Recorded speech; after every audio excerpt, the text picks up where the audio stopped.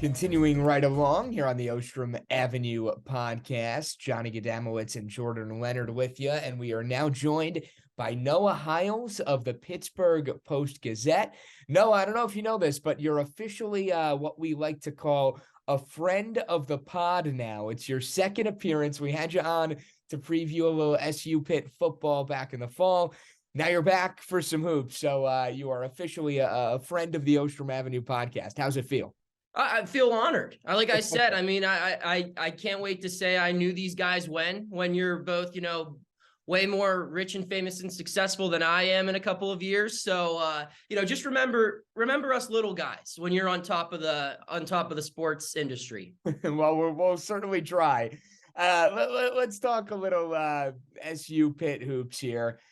You look at the year on the whole for the Panthers, really impressive one to say the least. 12-4 in the conference, 19-8 overall. I think back to sort of preseason, and there were some people that were maybe high on Pitt and thought they would have a solid year, but I don't know if anybody thought this kind of year. Just how out of left field has this regular season kind of been for the Panthers relative to those preseason expectations? It's been crazy. I mean, that just goes to show what money can buy, right? No, I'm just kidding. But in all seriousness, I mean, Jeff came into this year knowing that he had to make a statement. I mean, they brought him in 4 years ago, this is his fifth year now. And there were signs of positivity, signs of growth throughout that time, but one thing or another would happen and it would just kind of lead to a collapse and they would have to start all over. And that doesn't help when you have a pandemic that takes place over that period of time on top of the introduction of NIL and the transfer portal. But the transfer portal is really how Pitt built this roster. If you look, the six guys you'll normally see play the most minutes for the Panthers were all acquired through the transfer portal. 4 of them last year, 2 of them previous to last year. But they really constructed this roster with a plan, and it had to do with, skill, but also personality. And you see how well that meshes. Now, when you talk about expectations, I picked this group to finish 10th in the ACC, and I was perhaps more optimistic than most. At the ACC tip-off, they were picked 14th by all media and attendance. There's 15 teams, for those who don't know, in the ACC, so expectations nationally were not high. And Jeff would say, this is my most talented group, and we would kind of think to ourselves, well, what does that mean? I mean, you haven't had a winning record here, so how good could this team be? My hope as someone who had to cover them every single game was, I just hope they're watchable. I just want this to be competent basketball that, will provide at least a couple of good stories throughout the whole year. And it became pretty clear early on, just the way you would watch them move and kind of play together, that, hey, there might be something here. Now, to add context as to how impressive this is, you got to remember, this team entered the season with 2 guys who are no longer playing right now, that they were supposed to be the 2 stars of this team. Dior Johnson, a former Syracuse commit, was the biggest recruit Pitt landed since Steven Adams. I mean, he was probably playing at Pitt when you guys were in diapers. But so that's how long ago that dates back. And when Pitt landed Dior Johnson, that was supposed to be a guy who could come in and make an immediate impact. And he was suspended indefinitely from the program before the team even played a game. And while he's no longer suspended, he's redshirting. He hasn't played a single game this year. And they've gone the whole year without him. And another guy they've gone the whole year pretty much without. He played, I think, 8 games this season, but didn't have a huge impact, was John Hughley, the top returning guy for the Panthers, a big-time presence down low, an all-ACC recognition type center. And that was the narrative at the start of the season when they were 1-3 was, okay, well, the Panthers, they're eventually going to get John Hughley back. Well, they got him back, and he kind of held them back a little bit. And since he's, called it a season, he's also looking to redshirt and sitting out the remainder of this year. This team really hit its stride. And you can't express just how impressive that is, that without what were perceived to be their 2 top players, this group has come together. It's won in all sorts of ways. It's not a team that just beats you in one style of basketball. It's very well-rounded, and so many guys on this team are playing and getting minutes that weren't expected to. And that includes starters like Federico. It includes reserve players like the Diaz-Graham twins, or even Nate Santos, who is probably like the the third or fourth guy off the bench, the eighth man, if you will. But overall, it's been an all hands on deck thing, and it's something that you really just don't see often in this game, and it's really cool to cover. You mentioned that Pitt has hit their stride. Pittsburgh started just 1-3, and now they've had 3 separate 5-game win streaks throughout the season. How have they kind of built themselves as a team as the season has progressed? Well, and that's the thing with the new era of basketball that we have with the transfer portal, and why I think you see so many ACC teams struggling to get recognition because of their rating in KenPom or in the net, is when you have a brand new roster, it takes a little bit for everything to start clicking. And especially when, not everyone can make it to campus over the summer, or when you have guys who are late commitments, or some guys who just are used to playing in a different system or under a different head coach. It takes a couple of games to find your rhythm. And when you add adversity into that mix, it might take even a little bit longer.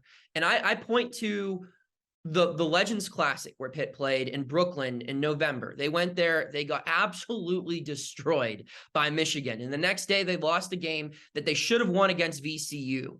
And I've talked to numerous guys on that team, and they all point to that plane ride home as one thing started to click. They sat down and said, look, we're all weighing our individual options. And the reality is, most of the key guys here, this is it for us. There's no running away and going somewhere else and hitting the restart button. We have to find a way to make this work. And in that following game after the Legends Classic, they were actually losing in the first half against Alabama State, who was 0-5 at the time. And we're all sitting there in the press box being like, oh my God, Capel might not make it to December. Like, this is horrible. And they recovered. They ended up winning that game in a blowout, and they found a little bit of a rhythm against some mid-majors. And I actually point to the win over Syracuse as when this team really started to find its footing, in the sense where it was the first time Pitt won a close game. It was able to blow out a whole bunch of mid-majors. It blew out Northwestern on the road, and it earned a strong win over NC State, where it was able to fend off any potential run by the Wolfpack. But Syracuse was the first time the Panthers received a strong punch back and were able to stand up and hold off the storm. And that was a ruckus building that night. And Syracuse, I think if that game lasted another minute, might have won. But I think that win, starting 2-0 in the ACC, going into the Christmas break or the holiday break on that little streak they were on, paid off in spades for the Panthers, and it allowed for a lot of players and the team as a whole to gain that confidence, which we've seen result in huge wins at home over Virginia, a sweep in the regular season over North Carolina, and a really, really good position right now as we're in the final full week of February in the ACC standings. I'm glad you bring up some of those signature wins, because I do want to hit on them. You mentioned, obviously, you beat UVA, you beat Carolina twice. This team also, though, has faltered against some of the ACC's better teams in a 1-point loss to Clemson, a loss to Duke as well. When you look at this schedule, as far as who they've gone up against so far in terms of some of the cream of the crop ACC opponents, what's your sort of outlook as far as how this team is going to fare down the stretch going into the ACC tournament when they do get, the Dukes of the world and even on a year like this year, the Clemsons of the world going up in more meaningful matchups, let's say? Well, I'm not sure if they're too worried about Clemson anymore. I think Clemson might have, peaked after watching what it did Saturday. I mean, we'll see what they do against the Orange here. I don't know when this is running. I think we're talking in the past here, and so that's my bad. Again, didn't go to the fancy journalism school. I'm just trying to figure this stuff out. But in reality, no. I think Pitt. One thing you can say about Pitt is it steps up when it faces marquee opponents. It didn't in the non-conference when early on it played West Virginia and Michigan, but since then, I mean, its best basketball came against Virginia. It came against Miami. I even look at a game where it beat Wake Forest. I believe that was right before the Miami win, and that was a must-win game. They were coming off a loss at home to Florida State, probably their ugliest loss of the season, and they had a tough stretch with Wake Forest, Miami, and North Carolina for their next 3 games. And, some people were wondering, oh man, is this team going to be able to hang on? And they rattled off all those wins, and it's just been really impressive. I look at those. I see how Pitt has been playing against bad competition recently. You look at the blowouts over Boston College or Louisville, or even getting that revenge at Florida State on the road. And then you also just look at how it hung in there against Virginia and Miami. Both of those games, the Panthers were losing by double digits in the second half, and they found a way to win. Miami, they ended the game on an 11-0 run. Stuff like that. I mean, you could say maybe that's a fluke, but I think that that's a team that, doesn't blink when the going gets tough. And, there are few more difficult stages than, deep in the ACC tournament or, of course, March Madness. And you need a team that's resilient, a team that's able to, not be intimidated by the moment. And from what I've seen, this Panthers team doesn't blink when the lights are the brightest. Yeah, you mentioned that they don't blink. Obviously, part of that goes to coaching. What has Jeff Capel done this year that has been most impressive from a coaching standpoint that maybe he hasn't done in years past? I don't know if it's something he's done. I think the key is he finally found a group that could buy in. And you look, he's had past teams where there's been a lot of talent. Justin Champagnie a couple years ago was one of the best big men in the ACC. And on that team also, you had Xavier Johnson, who went on to play at Indiana. You had Audis Toney, who went over to Arkansas. And you had Trey McGowan. I forget where he went, but I know he was another key player on a team that went on to do well in the NCAA tournament as well. So there was always talent on the roster, but I think the problem was when all of those guys come in, you didn't have an established culture. And so no one could really put those young, talented guys in check if their ego got out of whack a little bit, or if there was ever any tension. Jeff did an incredible job of finding guys who put the team first. And that's remarkable considering, the 4 players on this team with no eligibility remaining are all guards. And one of them had to selflessly accept the role as a 6th man, and that's Nike Sabande. And all 4 of them have had to pass up opportunities where I'm sure every single one of them wants to shoot the ball 20 times. But they understand that, hey, tonight might be a game where I only score 6, but I have 7 assists and I play great defense and it's someone else's turn. And Jeff's ability to establish that culture, find guys that can listen to his mentorship, his leadership, and just really, like I said, put the team first. That's the difference between this year. I think Jeff's been a great coach for a very long time, way before he was at Pitt. And he has the resume that backs that up. I think it's just been finding the right pieces. And I commend him for finding a group that has been able to overcome really a lot of adversity early in the season and put ego in the back seat and just prioritize winning over everything, because that's what's happened here. We mentioned it earlier. These 2 teams have already seen each other, obviously, an 84-82 Pitt win in the Dome back in late December. Going back from that matchup until now, if you had to pinpoint a player on Pitt's roster that you would say has made the most strides from that late December matchup to this one coming up now 2 months later, who would that guy be? It's Federico. And it's no doubt. There is another guy I wanted to point out. Nike Sabande only played 6 minutes in that game. You're going to see him for a lot more than 6 minutes. And he's probably, I think, the front runner for ACC 6th man of the year. He scored 10 plus points in 12 games. Pitt's 11-1 in those 12 games. So that's another guy to watch out for. He really hadn't found his footing at that point in the season. He's really come on lately. But the guy who's taken the biggest step up is Federico. When you guys saw Federico in late December, that was a player who at that time was still believed he's just holding down that starting spot until John Hughley can figure out whatever he's dealing with. Since he's really had to take over as the team's top big man, he's been one of the best front court defenders in the country. He held, or not in the country, but maybe in the conference. He held Armando Bacot to 30% from the field when Pitt played North Carolina the second time in Chapel Hill on February 1st. He's, I think, I don't know if he had it in Virginia Tech, so it might have snapped a 5-game streak where he had at least 3 blocks or more. He's someone who can run the floor in transition, and you'll see it. He gets at least 1 or 2 alley-oops while running the floor every single game. He's not a guy that's heavily involved on offense as far as points are concerned, but he does a great job of setting screens and creating space, and he can even pass a little bit. And his emergence addressed Pitt's biggest weak spot, where you look at that Syracuse game in late December, the Orange were able to battle back largely in part because they got him in foul trouble. And while he wasn't nearly the player he is now, he was still Pitt's best option down low.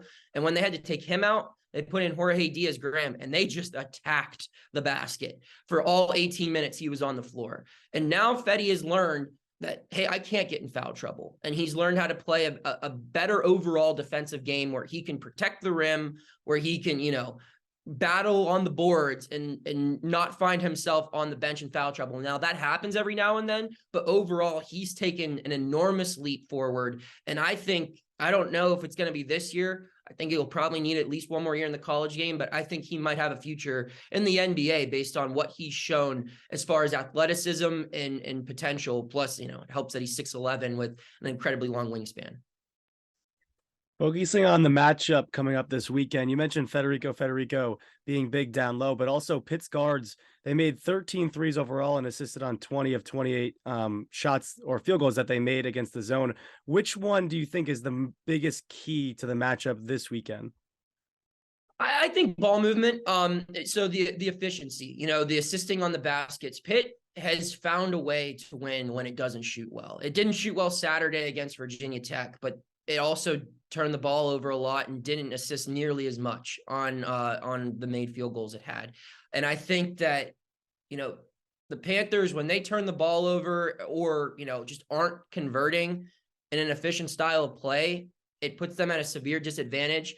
Pitt loves to play fast. It loves to create opportunities on the defensive end and, score in transition. That normally means assists. And, when you're not capitalizing on that means your assist numbers are lower. You're probably turning the ball over after a steal or something along those lines. And so, they can win without the 3-point shots falling. I'd point to, games like NC State, or even a better example would be the home win against North Carolina, where they have guys like Jamarius Burton and Blake Hinson who can use their size and speed combination to get to the basket and score some in the paint there.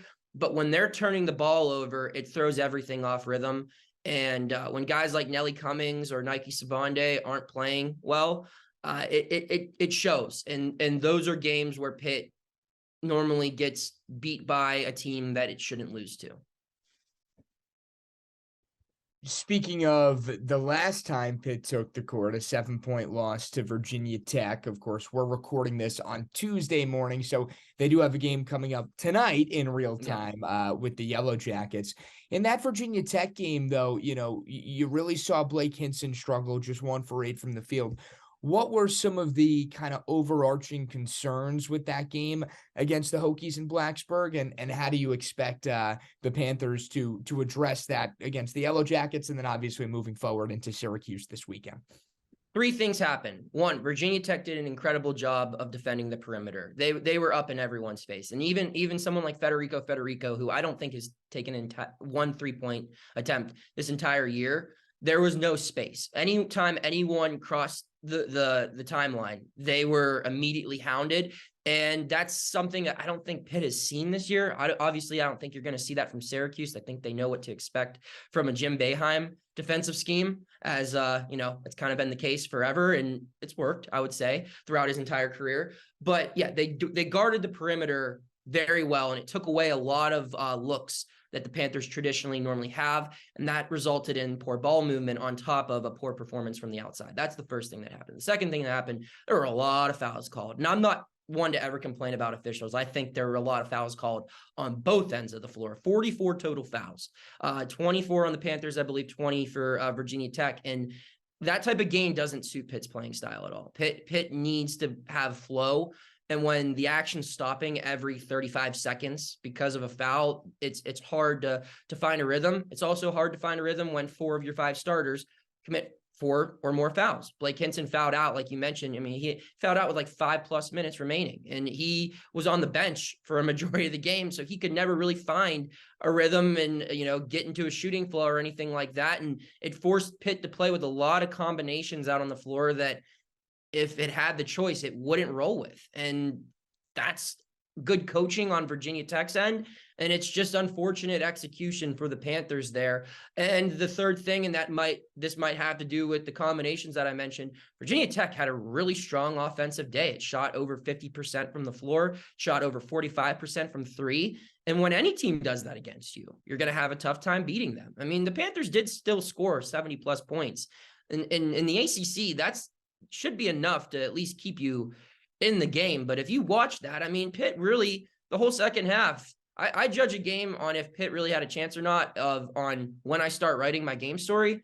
I started writing that thing like 3 minutes into the second half. I just knew just by the flow of the game and everything, they don't have it today. And that's going to happen throughout an entire season. But, Virginia Tech shot really well. It defended the perimeter and made Pitt make mistakes. And like I said, the fouls, it just killed Pitt. And to build one more final point on the combination of Tech shooting so well and all the fouls, Jamarius Burton mentioned, he said, we love to move quickly. We love to go on a break and start in transition. And when the opposition is either, making a bucket, shooting free throws, or, there's a foul call, it doesn't help Pitt because Pitt doesn't like taking the ball out and walking it up the floor. Pitt needs to rebound and go. And a game like that kills them. And so I think that's something we're going to see Syracuse and Notre Dame and Miami and every other opponent try to emulate. Maybe not 44 total foul calls. I don't know how you can emulate that without, a little something for the officials, but which I'm not saying happened there by any means. Most of them were pretty good calls. I'm just saying that, mucking up the waters is the way to really get this Panther team to stumble. Well, Syracuse certainly has had a little bit of a rough go this year, to put it lightly, coming off a 22-point loss to Duke. They get Clemson on Wednesday night before Pitt on Saturday. No, I don't know if you're, if you're officially on the record with any sort of predictions or anything, but maybe we could trouble you for a key to the game, perhaps, and how you see this one shaking out come Saturday. Well, I'll say this. I think that the Peterson Event Center is going to be the loudest it's been in probably a decade plus, that game. It's sold out. Pitt and Syracuse go way back, obviously, but I think the comments made by Jim to ESPN in that story, it did not sit well with a lot of Pitt fans. It didn't sit well, I don't think, with Jeff Capel or anyone on that team, and they've kind of, stuck to their own business. But the Orange are going to see a very motivated Panther team. I also think another big reason the crowd's going to be rowdy is the way things are unfolding. If Pitt wins that game, it's probably going to be in the tournament. I think the Panthers have a pretty solid spot right now as far as bracketology goes, assuming they take care of business against Georgia Tech this evening of when we're recording. That'll put them at 20 wins on the year, because the ACC's down a little bit this season. I think 21 wins plus maybe one in the tournament. And you got to remember, they still have Notre Dame on their schedule before the ACC tournament. I think this is the final hump where you won't have to worry about beating Miami in Miami to end the regular season to solidify your resume. A sweep over Syracuse, beating them in your home building on senior night, will be huge for the tournament resume. It'll be huge for the fan base, and it'll be a way to really put an exclamation point on what's been a very fun season of Pitt basketball for fans that have been in desperate need of one for quite some time. So I do think Pitt will have that advantage. I think it's going to come out firing and motivated, and I expect the Panthers to win big. But one thing that, you can never discount Jim Boeheim in games like this, where, he's ran his mouth a couple times before, and he seems to find a way to back it up more often than not. And, right after I believe the game after he made those comments to ESPN, that the Orange beat NC State, probably its best win of the season, and so he finds a way to get his guys going as well. Syracuse and Pitt, you can really never predict that one. And I do think that Syracuse still believes that if it wins out, assuming if it beats Clemson, Pitt, is it Georgia Tech still on the schedule, and then Wake Forest, that puts it at 20 wins, and maybe it can do something in the ACC tournament, pull some upsets, and it gets at least in the conversation for bracketology. And so the Panthers going to see a desperate Syracuse team, a team, looking to stay alive by any means possible. but the Orange are going to see a really pissed off Panther team that's looking to put the nail in the coffin on, this 6-year misery streak the program has experienced. So I'll say Panthers probably win big, but I do believe it will be a chippy, very ruckus atmosphere in Oakland on Saturday. Oh, it should be a whole lot of fun coming up from the Pete on Saturday night. It's Syracuse and Pitt, a 5 p.m. tip coming up from Pittsburgh this Saturday. That's Noah Hiles of the Pittsburgh Post-Gazette. Be sure to go give him a follow on Twitter @_Noah Hiles. Noah, again, thanks so much for coming on today. Really appreciate the time. Yeah, thanks for having me on, guys. I hope to see you on campus here Saturday. It'll be a good time. All right, looking forward to it.